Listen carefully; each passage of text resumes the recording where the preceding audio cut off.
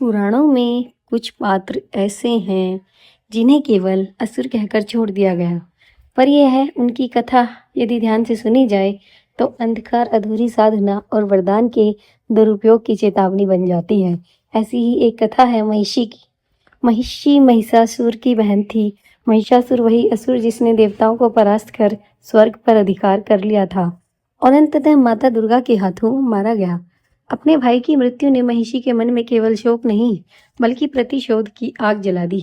उसने ठान लिया, जिसने मेरे भाई को मारा मैं उन्हीं देवताओं के विनाश का कारण बनूंगी।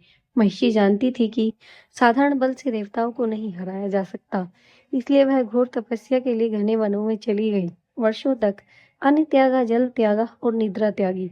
उसकी तपस्या इतनी कठोर थी कि देवलोक तक कंपित हो उठा।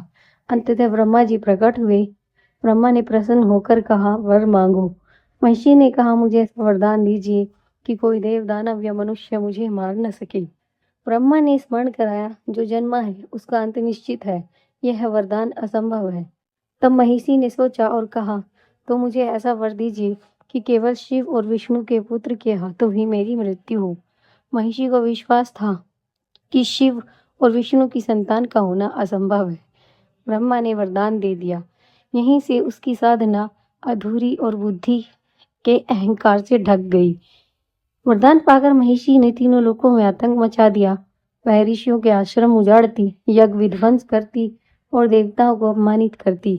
देवता असहाय हो गए। वे ब्रह्मा, विष्णु और शिव की शरण में पहुंचे। जब वह लीला रची गई जिसे पुराणों में अद्भुततम कहा गया।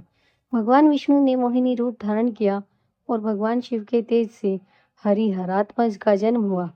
यही बालक आगे चलकर मणिकंठन और फिर भगवान अयप्पा कहलाए।